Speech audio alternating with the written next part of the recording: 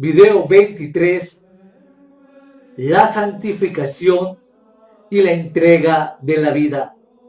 Seguimos postulando por qué es importante la santidad, por qué es importante la rectitud, por qué es importante la justicia, por qué es importante la verdad dentro de la vida del cristiano.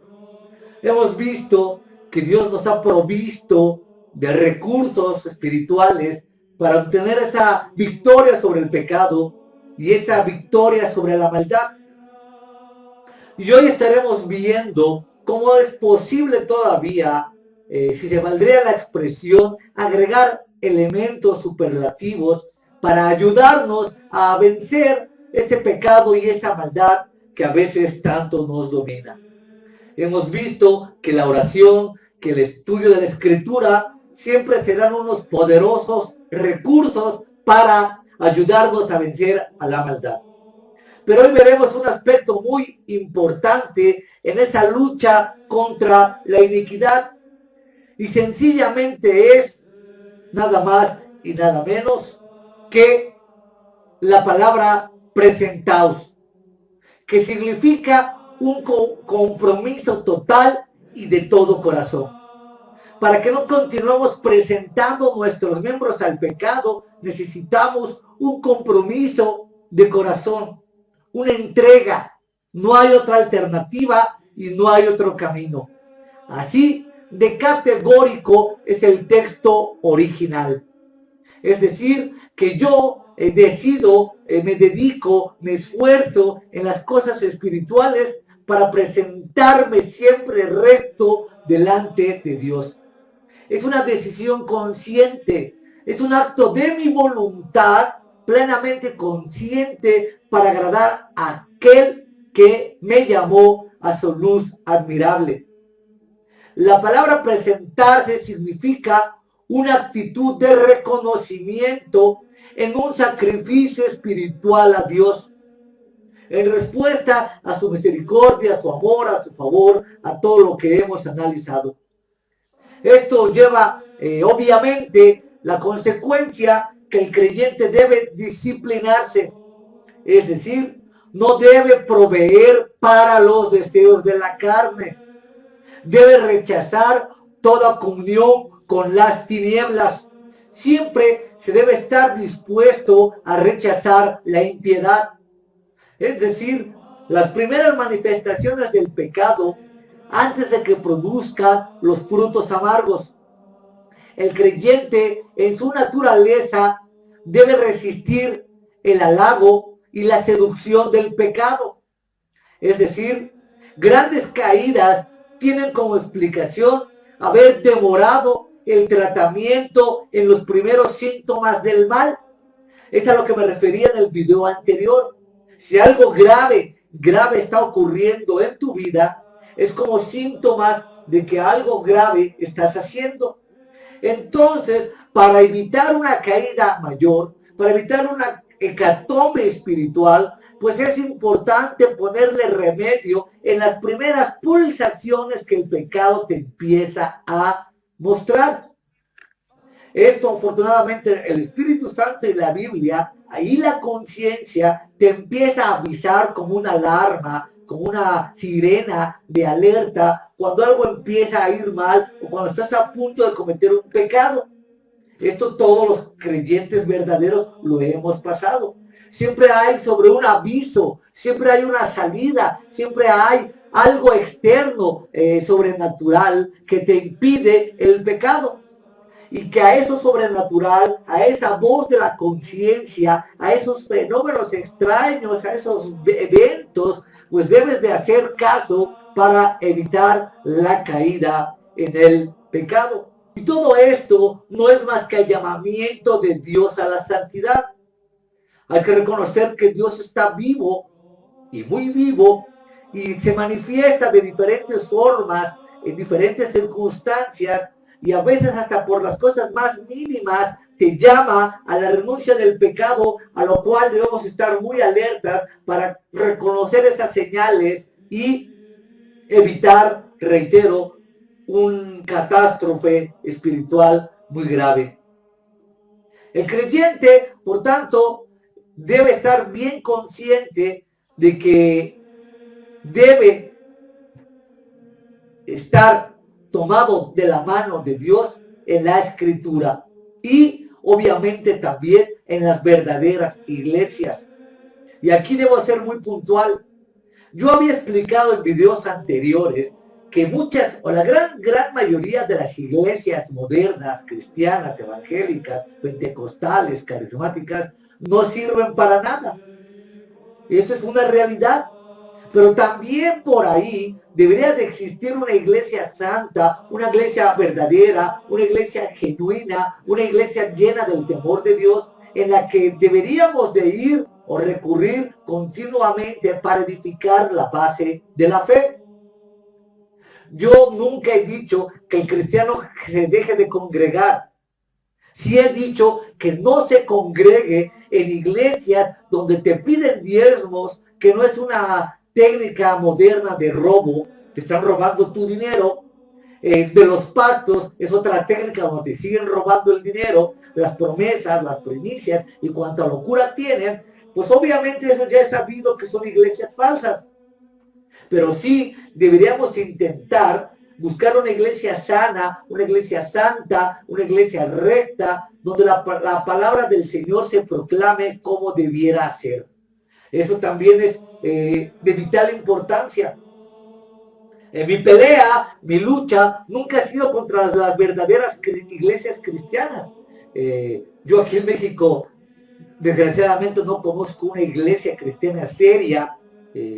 Están llenas de circo, maroma y teatro, pero me he edificado mucho en las predicaciones en vivo que John MacArthur hace en su iglesia, en su comunidad Grace Today.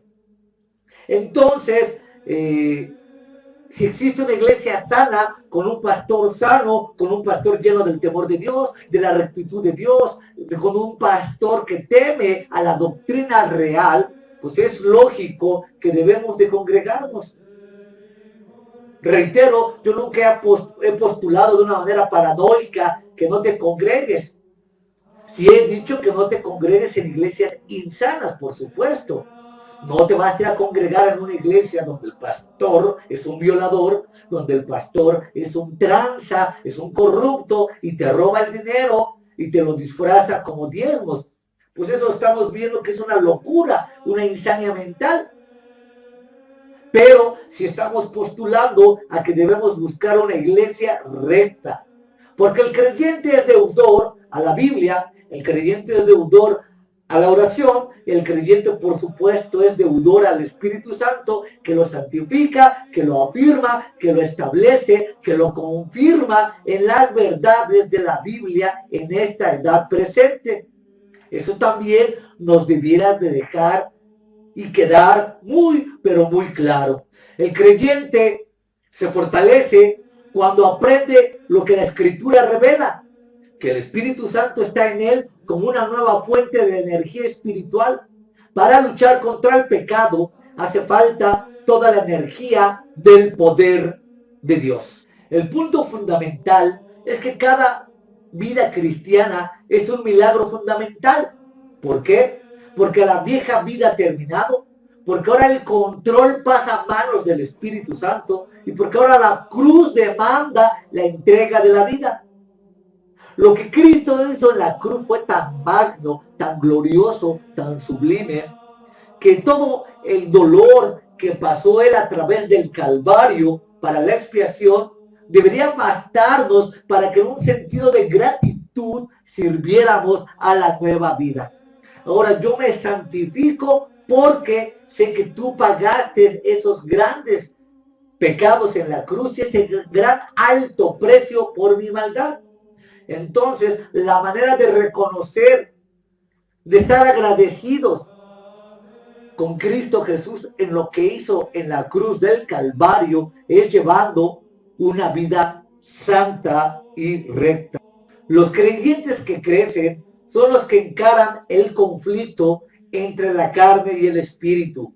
Hay un conflicto, sí, carnal, espiritual, pero el creyente victorioso, el creyente que crece, el creyente que despunta, en las cosas espirituales es el creyente que vence las cosas del pecado.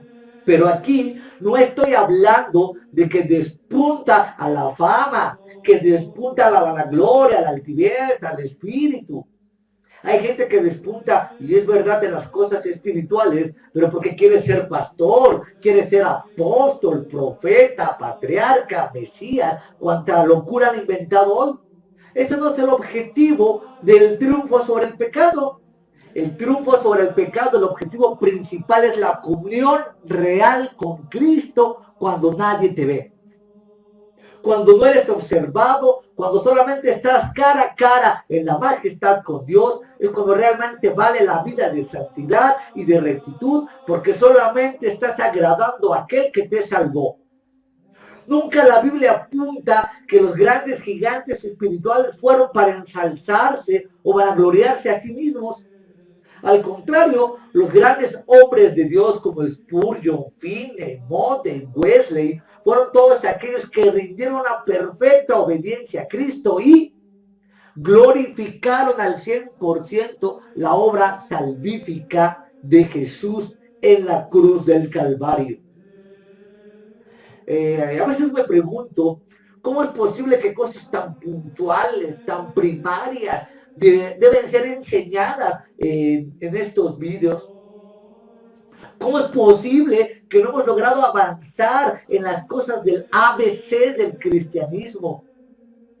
He reclamado 1000 veces que ahora a todas las iglesias modernas se debería de reevangelizar porque están llenos de mitos, apostasía, hechicerías, idomas y cuanta locura desenfrenada tienen. Los videos tan largos que he hecho, tanto ya de la serie 23 videos, como del tiempo de 1 hora, 1 hora 40 minutos y 2 horas, es porque me he visto en la necesidad urgente de explicar el ABC de las cosas espirituales. Es una verdadera tragedia.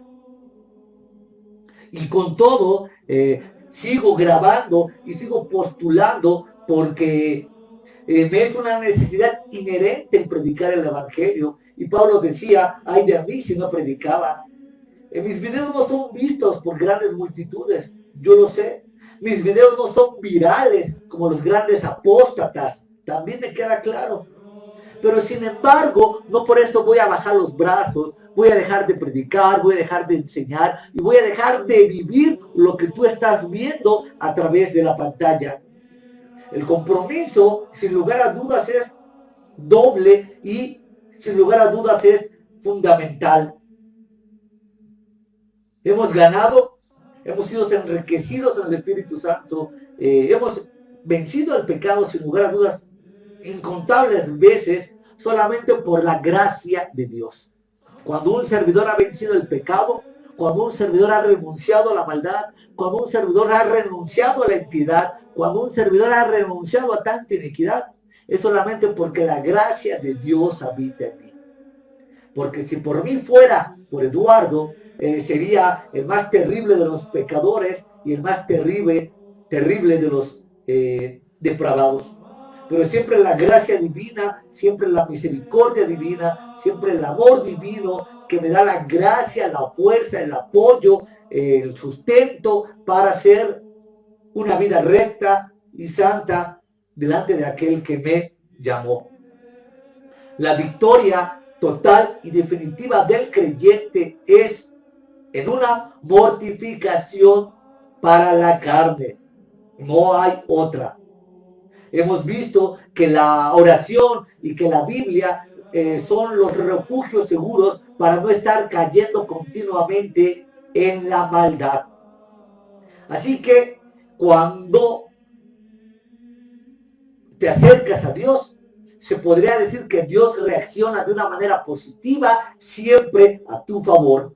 Y bien, ahora hablaré rápidamente de lo que es tomar la cruz. ¿Cuántas veces hemos escuchado esta palabra? Tomar la cruz. ¿Qué es tomar la cruz? Sencillamente es negarte a ti mismo. Sencillamente es renunciar al pecado, a la maldad, ayudar al pobre, al huérfano, al desamparado, al que menos tiene. Sencillamente es dejar de tener una satisfacción personal por ayudar al prójimo. Eso es tomar la cruz. Así de sencillo. Tomar la cruz para Dios significa que en lugar de estar viendo las telenovelas tontas de Televisa, pues te pongas a orar. Lo digo por mí, tomar la cruz es que en lugar de estar viendo tanto fútbol, renuncies a tanta mundanalidad y te pongas a leer la Biblia. Tomar la cruz significa que en lugar de ir de paseo con tu familia, vayas a hacer obras dignas de misericordia. O sea, a veces no es tan compleja la vida cristiana. Hay que recordar que Romanos dice que si vivimos para Él vivimos y si morimos para Él morimos.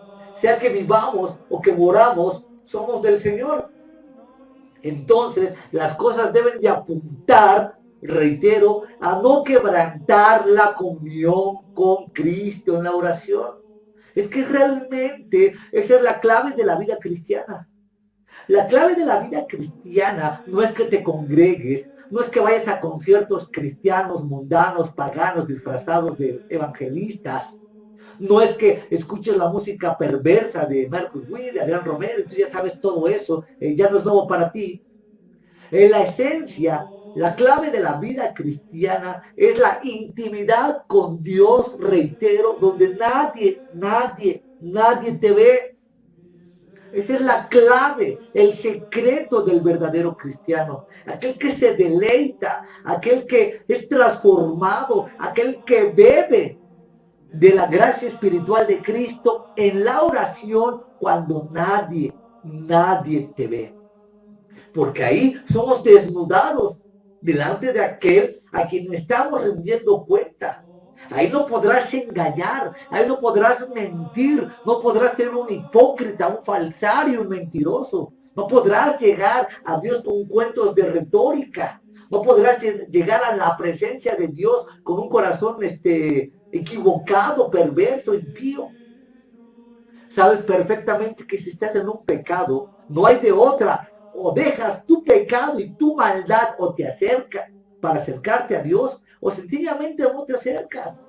Si alguien está viviendo un adulterio con un amante, es muy fácil. O dejas el adulterio y el amante y te acercas a Cristo, Señor y Salvador. Si no quieres dejar a la amante, pues es obvio que no te puedes acercar a Cristo, Señor y Salvador, porque te va a demandar el adulterio, porque el adúltero no va a entrar en el reino de Dios. Esperemos que no estés pensando de la forma perversa que dicen ahora que Dios ya no ve tu pecado, que ahora ve Cristo en ti. Ahora, como el cristiano que cree que Dios ve a Cristo en él, pues él te toma un fuero religioso para pecar y hacer obras perversas.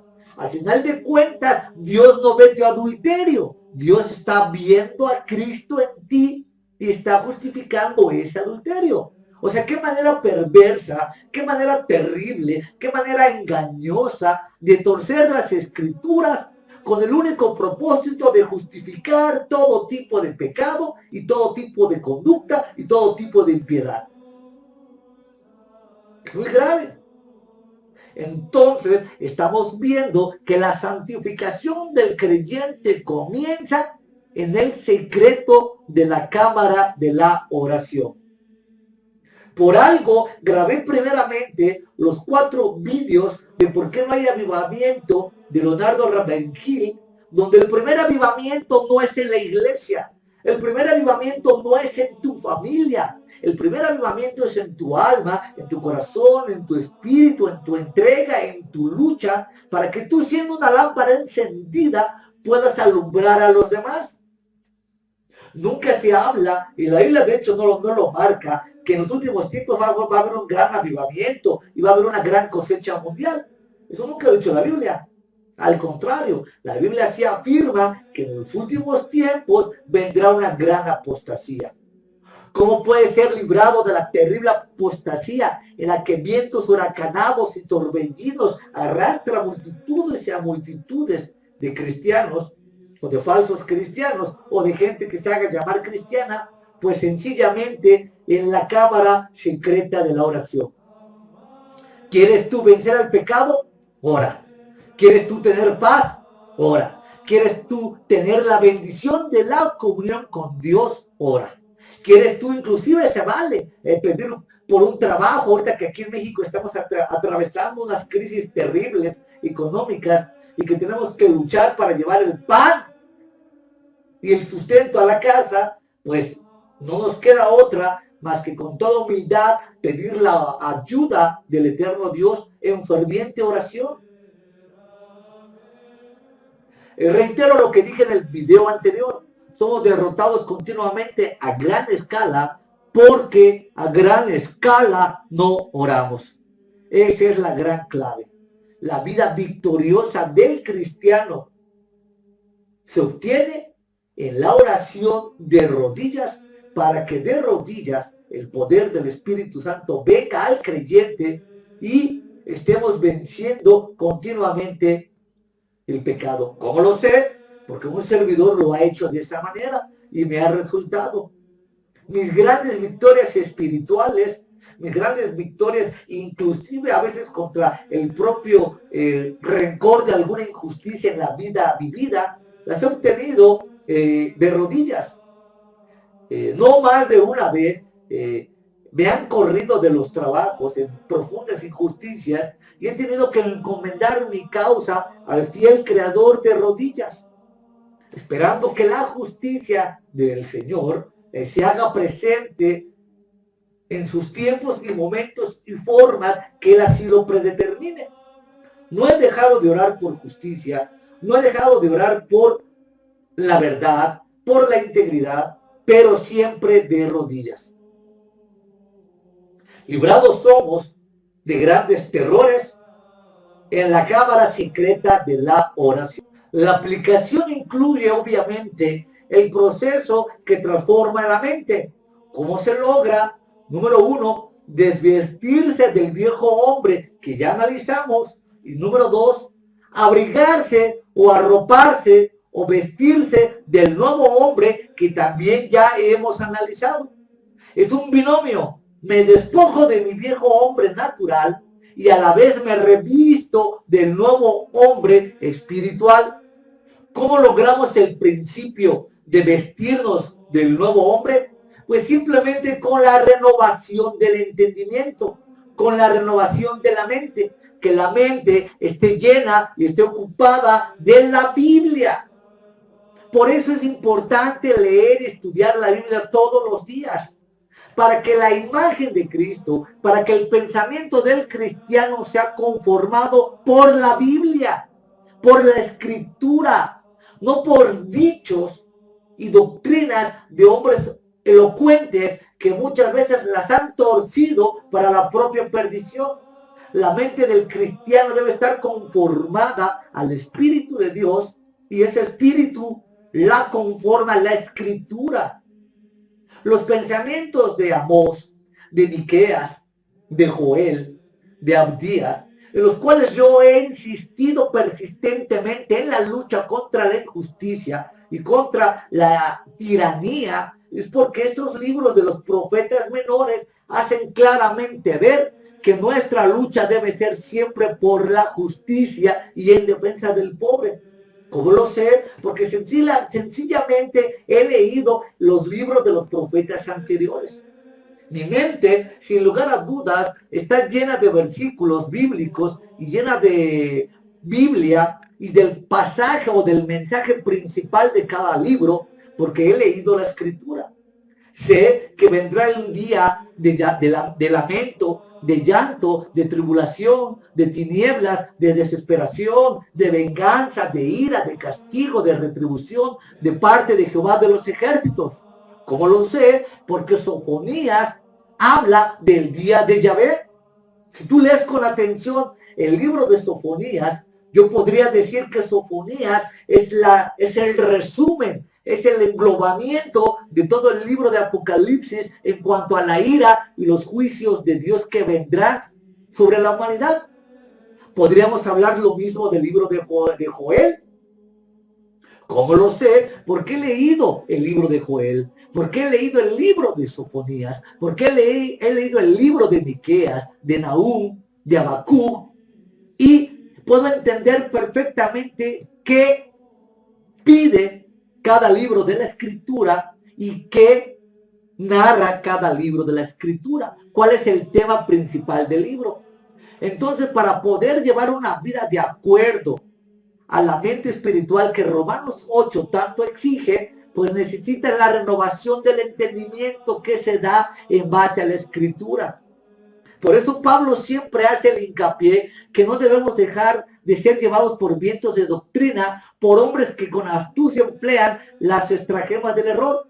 Mi pensamiento no es moldeado por la filosofía. Mi pensamiento no es moldeado por mis vecinos. Mi pensamiento no es moldeado por mi ingeniería. Mi pensamiento no es moldeado por hombres sabios, ilustres. Y no estoy desdeñando la sabiduría, por supuesto que no. Simplemente estoy afirmando que la gran conducta, mis grandes valores éticos y morales tienen como base los principios bíblicos. ¿Cómo sé yo esos principios bíblicos? Porque tengo bien clara en mi mente los estatutos y mandamientos que la Biblia me demanda. ¿Cómo sé yo que debo de luchar a favor del pobre? Porque el libro de Nahum me lo dice. ¿Cómo sé yo que debo de siempre estar alerta en obediencia de Dios y evitar una posible rechazo a su palabra? Porque el libro de Jonás me lo dice. ¿Cómo sé yo que la voluntad de Dios es vuestra santificación, que os apartéis de la fornicación? Porque Corintios me lo dice. Y así podría decir yo los aspectos de conducta que la Biblia me va dictando, porque ha sido escrita, como ya vimos en el video anterior, en el corazón del hombre a través del Espíritu Santo. Pero si tú no lees la Biblia, pero si tú no estudias la Biblia, pero si tú no te llenas de los mensajes de la Biblia, pues es obvio que seas engañado y arrastrado por tanto hechicero, por tanto falso pastor y por tanta apostasía. Porque sencillamente eres dirigido y controlado por otro que no es la Biblia. Entonces, hemos estado analizando que una de las muchas y múltiples caídas del cristiano es porque no lee la Biblia. Así que la mente como instrumento debe servir como instrumento a la Escritura, como instrumento de justicia a la verdad basado en la palabra de Dios. La importancia de la Escritura para formar al hombre. La santidad no existe separado de la verdad. Repito, la santidad no existe separada de la verdad. Cuando Pablo habla de que vestidos del hombre nuevo, creado según Dios en la justicia y santidad de la verdad. Aquí habríamos que ser bien claros en lo que la Biblia dice como santidad y verdad. ¿Cuántas iglesias conozco? ¿Cuántas iglesias conoces? ¿Cuántos pastores conoces y conozco que postulan y hablan mucho de la santidad, pero a la vez niegan la verdad de la vida? ¿Cuál es la verdad de la vida? La justicia, la integridad, la rectitud, la manera de conformarnos y de hacer las cosas en el diario vivir. Eso es la santidad de la vida. Tú no puedes hablar de santidad. Tú no puedes creer que eres santo cuando de una manera ciega y absurda ocultas la verdad. Ejemplo, que ya lo vimos en los videos anteriores. ¿Cuánta gente asiste a las iglesias y postulándose ser santos ocultan la verdad de que el pastor al exigir diezmos es un ladrón? Porque eso es. A lo mejor el carácter violento, a lo mejor la manera beligerante, a lo mejor la manera dura en que lo expreso te espanta. Pero no podemos maquillar la verdad. La verdad es que todos aquellos que piden diezmos están robando a un pueblo incauto, a un pueblo ignorante, a un pueblo por demás desahuciado en la verdad de la Biblia. Están muriendo de sida espiritual, de toda clase de herejías. La santidad conviene a tu casa de la verdad. ¿Cuál es la verdad? La verdad que ya no hay apóstoles, ya no hay profetas, no se deben de pedir diezmos, no se debe de exigir predicar o evangelizar a través de payasitos y mimos cristianos. La verdad que no existe el ministerio musical cristiano. Esa farándula falsa de Marcos Witt, Adrián Romero, Rojo, Alex Campos, y la lista sería eterna, no existe. ¿Cuántas veces me han criticado y me han dicho que me expreso muy mal y que mi tono les resulta molesto en cuanto a la forma tan beligerante de expresar los fenómenos religiosos que hoy acontecen? Pero bueno, desgraciadamente yo no me sé callar ante la verdad. Desgraciadamente yo no puedo disfrazar la verdad. Desgraciadamente yo no puedo minimizar la verdad. Y desgraciadamente yo no puedo desdeñar la verdad. Porque así he sido formado. Porque tengo ese sentido estricto de justicia, ese sentido estricto de verdad que no puedo yo eclipsar. Sencillamente porque todos los profetas del Antiguo Testamento, profetas mayores y menores, hablaron verdad. Jeremías fue azotado por Pasur, encarcelado por hablar la verdad de que el pueblo de Israel iba a ser llevado cautivo por Nabucodonosor. Los grandes profetas tuvieron una vida errante porque siempre hablaron contra la verdad del pecado. Tú no puedes llamarte cristiano si ocultas la verdad. Tú no puedes llamarte cristiano si minimizas la verdad. Si no haces eco a la justicia, si no haces eco a la integridad. Ahora son llamados y queremos caerle bien a todo el mundo y queremos estar en gracia como si gracia fuera un payaso al cual hace reír a todo el mundo y le vas a caer bien a toda la gente. Eso no es la gracia y eso no es la verdad. La verdad, por ser verdad, yo sé que es dura, yo sé que duele, yo sé que atormenta, yo sé que es compleja, pero siempre he dictado lo que alguna vez leí. Más vale una cachetada de Dios que te lleve al cielo y no la sonrisa del diablo que te manda al infierno. Eso debería quedarnos bien claro en el momento de pretender estudiar la Biblia. Sí, la Biblia te manda estudio, oración, pero no desprovisto de la justicia, no desprovisto de la verdad, no desprovisto de la rectitud de la vida. ¿Por qué hay tanto perverso hoy llamado pastor o autollamado pastor que se enriquece ilícitamente en diezmos y ofrendas y hace de sus congregaciones verdaderos teatros mundanos, como la iglesia de Cash Luna, cuando Guatemala se muere de hambre y parecen cosas terriblemente graves en su nación? Y este infame tiene una de las iglesias más grandes y poderosas de América Latina en miles de millones de dólares, pues te das cuenta que es una infamia, que no es un amor de la verdad, que no es un íntegro. Cash Luna es un estafador, un defraudador, es un hijo del diablo, es un hijo de la hechicera, es un mentiroso que sigue y sigue estafando a la gente con su falso carisma. Él no es amante de la verdad, él no es amante de la justicia. Y lo mismo podría yo decir del Papa, que podría vender todos los tesoros del Vaticano para ayudar a la gente pobre y no lo hacen. ¿Por qué no lo hacen? Porque su corazón no está en la verdad ni la justicia, solamente está en enriquecerse, en explotar al pobre, al huérfano, al desamparado, al marginado, al que menos tiene. Y somos llamados como cristianos a defender y hablar estas cosas de la verdad, aunque no les guste, porque al final de cuentas Pablo afirmaba que no pretendemos quedar bien con los hombres. Nuestro único propósito, como lo dije, es quedar bien con Dios. Y al quedar bien con Dios debe ser amante de la verdad. Yo conozco miles de pastores charlatanes, pusilánimes, miedosos, que por no tocar a su congregación o por tener una maquillaje aparente de piedad, no habla las cosas recta, clara y fuertemente de la verdad. Y lo maquilla, y lo oculta, y lo minimiza, y por consiguiente se hacen cómplices y encubridores de tanta apostasía.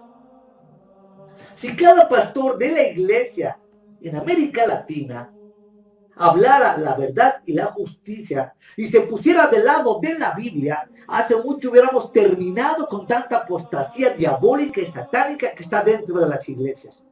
Pero no, hoy el pastor chapucero, el pastor medroso, el pastor ventajoso, vividor de diezmos y ofrendas, el pastor ignorante, tonto, burro de las cuestiones de la Biblia más elementales, se pone del lado del apóstata. Invitan a sus iglesias a Cash Luna, a Guillermo Maldonado, a Ana Méndez Ferrell, a Ana Maldonado y cuanto hereje se les presenta. Seducidos por un poder diabólico, seducidos por el poder del dinero, seducidos por la vanagloria de grandes iglesias y grandes congregaciones, han pisoteado la gracia de Dios. Te repito, no hay santidad sin verdad. ¿Por qué eres derrotado continuamente por el pecado? Porque no hay verdad en ti. Porque no quieres justicia, porque no quieres integridad, porque no quieres padecer por la verdad. Porque es una realidad. O sea, tampoco te voy a decir que hablar de la verdad vas a estar en el cielo y en un lecho de rosas. Hablar la verdad padeces injusticia y opresión por un mundo mundano, caído, impío, no regenerado, que quiere hacer su sagrada voluntad. Es un conflicto, es una lucha, que al final de cuentas tú tendrás que decidir de qué lado estás. Y ya es tiempo que se vayan decidiendo de qué lado van a estar. Si van a estar siempre del lado de la apostasía irreverente, o van a estar del lado de Cristo y su cruz y pagar el precio que ella nos demanda. ¿Cuál es el precio que nos demanda? Ya lo vimos, pero también puede ser la propia vida. Es un hecho. El verdadero cristiano debe estar dispuesto literalmente a dejar la vida. A que su sangre sea derramada por la justicia y la verdad. Y lo vemos en el libro de Apocalipsis, cuando las almas claman debajo del altar. Señor, ¿hasta cuándo vengarás nuestra sangre en aquellos que moran sobre la tierra? Porque fueron mártires que fueron perseguidos por la verdad. El cristianismo primitivo fue perseguido por la verdad de Cristo. Ahora vemos actualmente que en Asia, en los países musulmanes, muchos cristianos han sido masacrados literalmente por la verdad de Cristo. ¿Hasta cuándo o hasta qué punto la verdad de Cristo está comprometida en tu vida para aún perder la vida? Si hay gente que no quiere perder su fama, hay gente que no quiere perder su dinero, hay gente que no quiere perder su iglesia y su congregación de estos falsos pastores que se han adueñado con dureza y con tiranía de tantas iglesias, disfrazado de piedad y de argumentos chapuceros y mentirosos. ¿Cómo tú crees que van a poder defender la verdad? Así que no nos engañemos más. La santidad va acompañada de la verdad. Nos guste o no nos guste. Es un hecho inherente que no puede ser desplazado o no puede ser partido para tomar una parte sí y una parte no. Porque es lo que han hecho. Las cosas bonitas del Evangelio. Dios es amor, Dios es misericordia, Dios es bondadoso, Dios perdona todo. Eso sí lo tomamos.